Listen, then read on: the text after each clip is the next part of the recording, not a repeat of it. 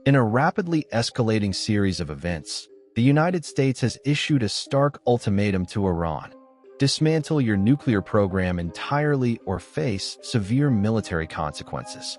President Donald Trump confirmed that negotiations are set to commence on April 12th in Oman, emphasizing that Iran stands at a crossroads: pursue diplomacy or brace for confrontation. Iran must not be permitted to develop nuclear weapons. We are prepared to lead, but Israel will be heavily involved in any necessary military action. Our preference is a peaceful resolution, but all options remain on the table. Standing alongside President Trump, Israeli Prime Minister Benjamin Netanyahu echoed this sentiment, referencing the Libya model as the preferred framework for Iran's disarmament. Iran must not have nuclear weapons. This can be achieved through an agreement, but only if it mirrors the Libyan example: complete dismantlement under stringent international supervision. This hardline stance marks one of the most assertive positions taken against Iran's nuclear ambitions in recent years. But what has prompted this sudden shift towards ultimatum diplomacy? Recent intelligence reports indicate that Iran may be mere weeks away from achieving nuclear breakout capability. This term refers to the point at which a nation possesses sufficient fissile material to rapidly assemble a nuclear weapon if it chooses to do so. This development significantly shortens the previously estimated timeline, which suggested the international community had several months to respond. Following President Trump's return to office, the U.S. reimposed stringent economic sanctions on Iran. In retaliation, Tehran has accelerated its uranium enrichment processes, reaching levels of 60% purity, dangerously close to weapons-grade material. The potential fallout from unsuccessful negotiations could destabilize the entire Middle East, potentially igniting a regional conflict of unprecedented scale. To fully grasp the gravity of the current demands, it's essential to understand the Libya model, referenced by Prime Minister Netanyahu.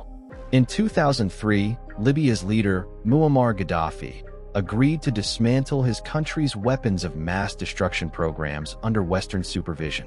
International inspectors oversaw the destruction of Libya's nuclear infrastructure and the removal of sensitive materials. This comprehensive disarmament went beyond the 2015 Iran nuclear deal, which primarily sought to limit rather than eliminate Iran's nuclear capabilities. Iran has consistently rejected such complete dismantlement, viewing it as an infringement on its sovereignty. President Trump's current position is unequivocal: Iran cannot have a nuclear weapon. While we are open to negotiations, military options are firmly on the table should diplomacy fail. Iranian officials have contested the nature of the upcoming talks. Foreign Minister Abbas Araqi insists that negotiations will be indirect and mediated by Oman, highlighting the profound mistrust between the parties.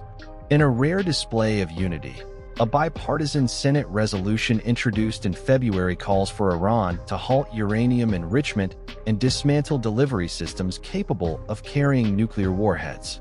This consensus underscores the gravity with which the U.S. views Iran's nuclear ambitions. Israel has further intensified tensions by presenting evidence purportedly linking Iran to Hamas's attacks. Defense Minister Israel Katz stated, "This is definitive proof of Iran's support for Hamas's plan to destroy Israel." The Pentagon has responded by positioning THAAD missile batteries in Israel and increasing naval patrols in the Red Sea, signaling military preparedness should talks collapse. However, military action against Iran presents significant challenges. Iran's nuclear facilities are dispersed, fortified against strikes, and some locations may remain undiscovered. Any offensive risks provoking Iranian retaliation through proxy groups across the region, from Yemen to Lebanon.